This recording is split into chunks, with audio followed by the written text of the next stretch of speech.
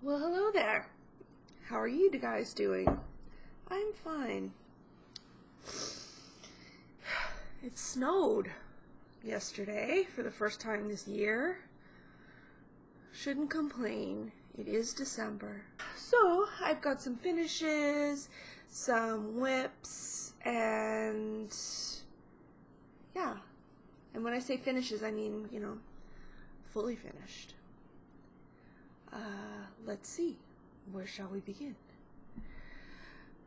I have diamond painting stuff to show you too. Please don't hate me because I'm beautiful. I know some people, you know, are all about the, for some reason it's like the dark side. But these actually make great gifts. So here's a diamond painting. For example, this is from a speed paint video that I made. Was it my last upload or the one before? I don't remember. I don't know. So anyway, here it is. I kind of took some inspiration from the other Danielle, Cicerista, with finishing this. I cut around, obviously, the canvas so that you don't see any of the ugliness that's on the outside of it. And then this is an artist canvas, and I didn't have any paper or paint. Strangely, I couldn't find any that would go with this design. So I reached into my fabric bin and I grabbed a piece of spare quilt binding that I made for a quilt that I finished a while back. And you always seem to end up with spare binding, so that's what I used for around this gray stuff here. It's actually fabric. I stapled that on with my staple gun on the back. I did make a video about this, so I'll post it eventually when I get to editing it. And I did my very best to stick this down I actually ended up using Aleene's tacky glue. It works really good. But sometimes the edges were kind of wanting to curl up and away from the foundation. So I just had this lace scrapbooking tape.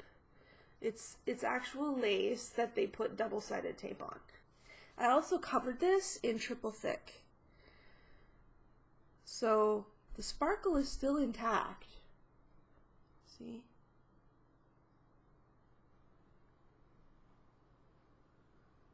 Yeah, you can still see the sparkles. But they're not going to fall off because triple thick is thick. Okay. My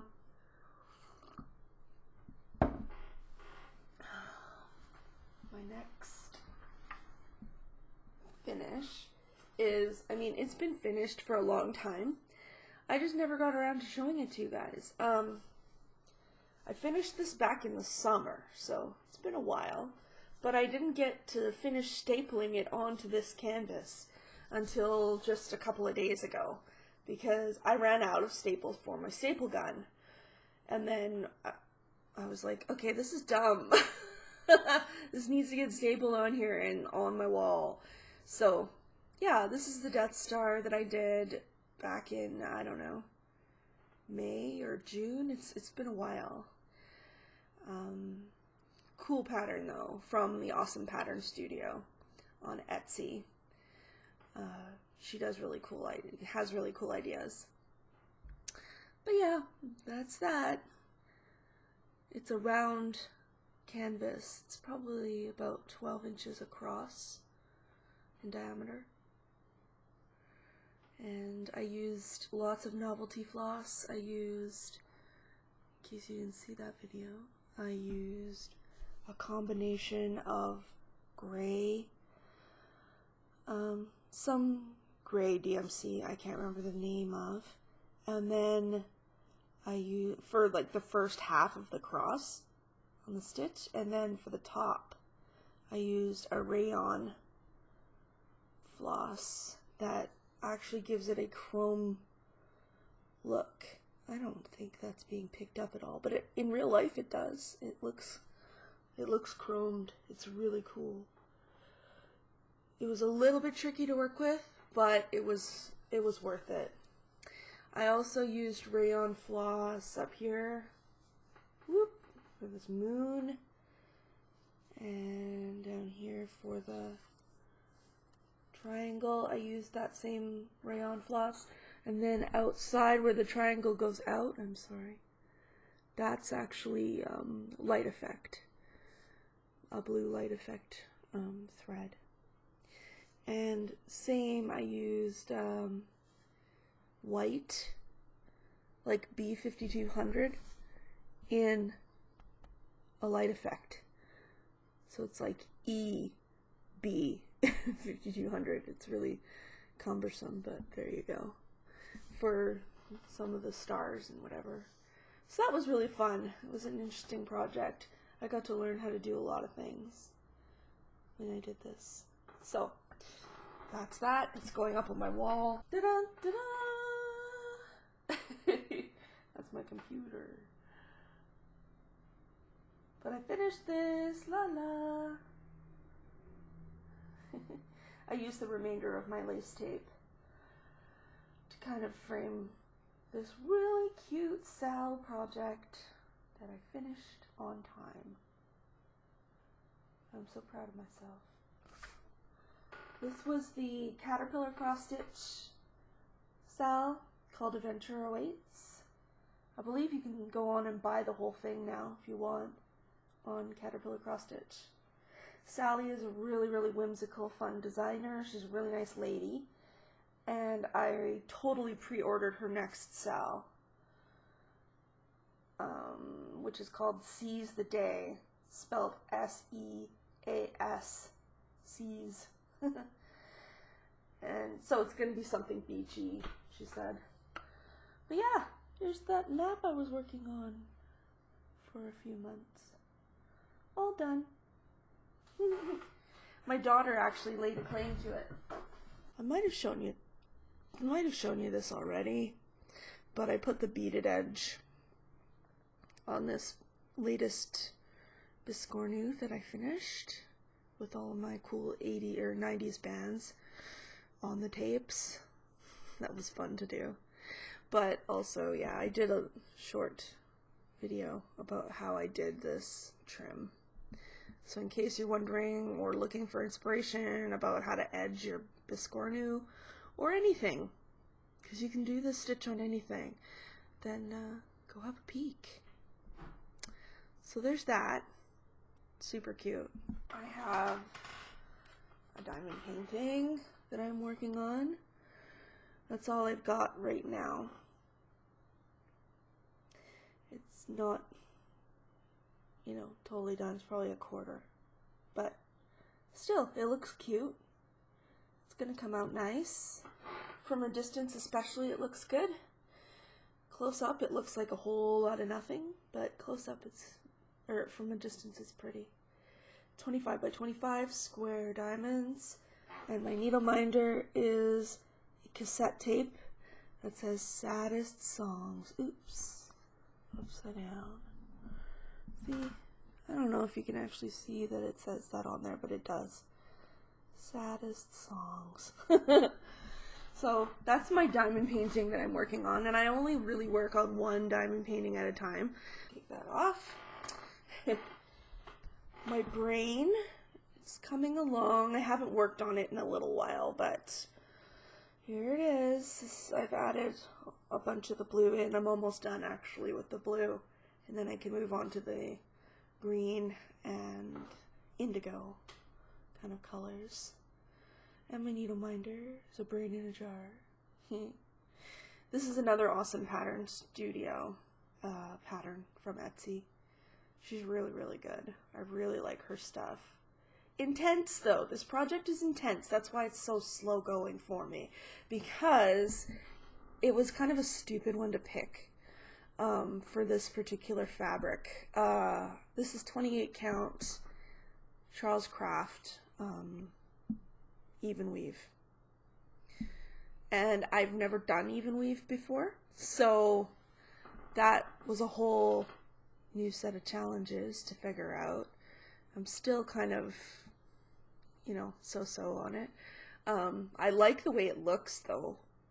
Like it'll be worth it in the end. It looks very smooth and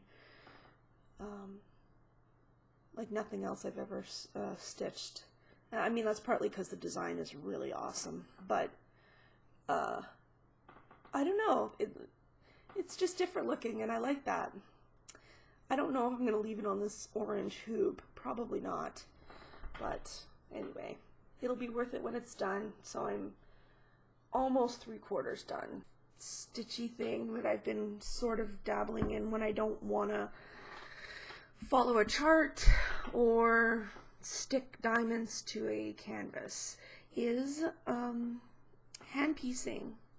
I've been hand piece. This is just a 9 patch, but I also hand pieced 4/4 circles that needed to be sewn together to make a complete circle.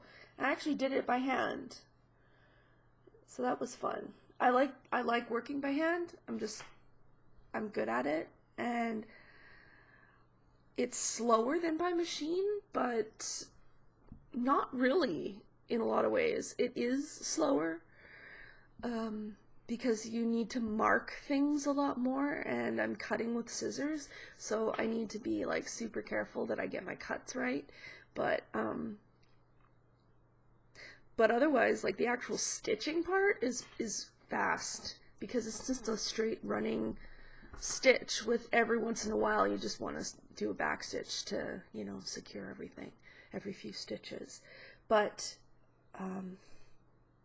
yeah, I'm quite good at like hand applique and stuff. I'm really good at it, so I might as well sit on the couch and quilt piece instead of sitting in a chair with a machine.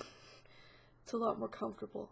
So yeah, I need to make a bunch of 9 patches, and half square triangles are kind of the next major unit. Okay, now I know some of you have seen my orange Ada. This is a hunk of it. I think this is the last, you know, reasonably sized piece of it, and then it's all done. But this is, for those who are of a different age group, this is Marceline from the cartoon Adventure Time. I started doing her because my daughter's been after me to stitch Marceline for quite a while. I've had the pattern, I bought it on Etsy quite a long time ago, and I've just not gotten around to doing her yet. I also got this needle minder, Princess Lumpy. That's the way she says her name, Princess Lumpy. And she's from Adventure Time. But yeah, it's a weird, surrealist cartoon. I mean, kids can watch it, but because it's, you know, harmless enough that kids can watch it, but it's got a lot of humor in it that only an adult would really understand. So it's a fun one, definitely fun. But yeah, I just started that yesterday, and that's how far I am. So I made reasonable progress on her. Yeah. So that's what's going on. Oh, though, wait. I almost forgot to show you something really cool. I can't believe I almost forgot this. I bought this. It's the pattern for Halloween at Hot Ground Hollow. Isn't that cute? I also bought online, on Etsy, I bought The Town of Halloween, I think it is, from Primitive Hair. But anyway, this is an actual physical pattern. I've never really bought one of these before, so it's cool. But yeah, that's upside down. Oh my god. I saw Andrea stitching this on her channel, Stitching Shadows. She's the Halloween lady. That's what my daughter calls her. She's the Halloween lady. She likes Halloween all the time. And it's true, she does. She and I think we have similar tastes. Even though I don't know how alike we are as people, so I've never met her before. She does Halloween. That's what she does. She's good at it, So it is stitch count 371 wide by 278 high. And if you stitch this on 40 count, it comes out to 18.5 inches by 13 7/8 inches, which is already pretty big, in my opinion. If you were to stitch this on like 14 count, it would be 26.5 inches by 19 3/4, which is kind of on the big side for when you try and finish it. But yeah, so I'm stuck, and I went on Picture This Plus and spent, hold your breath, I spent $100 Canadian, so about 75 American for a piece of, because I needed a half yard. I couldn't get a fat quarter, was too small for framing and whatever, so I needed to get an actual half yard of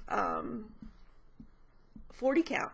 So like I didn't get a bigger count. Like I got a very fine count, and I don't know if that was insane or necessary. I don't know, but the model in the picture is stitched on 40 count Legacy Picture This Plus. So that's what I ordered. I ordered that very linen in that cut so that I could stitch that, because it's really, really nice looking linen. I really like it, and it's the dye on it, like the dyeing they do, it looks really, really nice. So yeah, I mean, I was willing to do it myself if I found any white linen, but I couldn't find any that was, you know, cheap enough that and of a reasonable quality that I could justify going and, you know, buying dye and going through all the hassle of dyeing it myself, when I could just pay an extra couple of bucks and just get it already done for me. I mean, for my LNS, I did buy all the floss, all the called for floss for it. Oh my god. At my LNS, it's small, it's a small business, so she cannot charge what like Michael's charges for a skein of floss. Michael's here in Canada, they charge about 69 cents per skein. Because when I went to my LNS, she charges 99 cents a skein because she has to. She can't charge anything less than that. She charges about $3 for the light effects. She does carry light effects, and she carries Krynic too. And some Petite Treasure braid, I think. But those go for a lot more. Those are like $7 for, you know, a spool of Krynic, which I've never bought. But anyway, the light effects and stuff, yeah, it's like $3. which is a lot, but you know, she has to charge what she has to charge to make it work for her, so I support that. I get that. I've had a small business before. Brick and mortar is really, really tough with the online market that we have now. It's just virtually impossible to compete. So anyway, I bought all of the called for floss, and luckily there's only like 1 or 2 colors where I needed more than 1 skein. And oh my lord, I spent 45 bucks, almost $50 I think after tax, for floss for this one project. Like, holy, when my husband saw it, he was like, seriously? And I was like, I go through my floss first. I go through what I already have so that I don't buy extras. Unless it's a color that I really like and I will use. Then I will buy, you know, I will buy an extra skein of it. But I don't know how the rest of you guys do it with all of these projects on the go, because they are so expensive to kit out.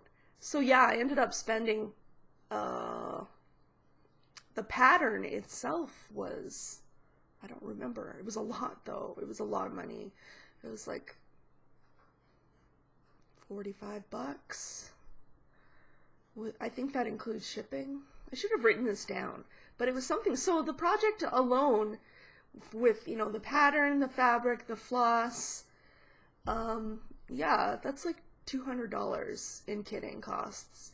It's just that much more expensive here because I have to convert. The dollar, our dollar is not doing as good as it has in the past. It's worth, you know, I think 75.0001 or something right now. So everything is way more, and everything needs to get ordered. So I have to, on top of the, you know, just purchasing price, I have to like pay to ship it. So, and the postal strike. I won't harp on it. I feel like a lot of people harp on that already. You know, I respect people in a union's right to, you know, demand better pay and better benefits and all of that stuff. I get it. I do. But at the same time, this is a bad strategy on the part of Canada Post, because they thought, hey, we'll be smart and we'll go on strike right now at Christmas time when people are starting to order lots and lots and lots of packages. That'll get their attention. And I'm like, yeah, but not in a positive way. Like, nobody wants to, you know, deal with you, because if you can get around it and you want to pay the premium, you can just go through a courier service. If you want to and you live in an urban center, you can just order your stuff to be delivered by UPS or FedEx or whoever you pick. So I don't know if that really worked, Canada Post. It just made people mad at you and less inclined to help you. I don't know. Anyway, that's its own thing. So anyway, that's all I've got. I feel like I've babbled enough.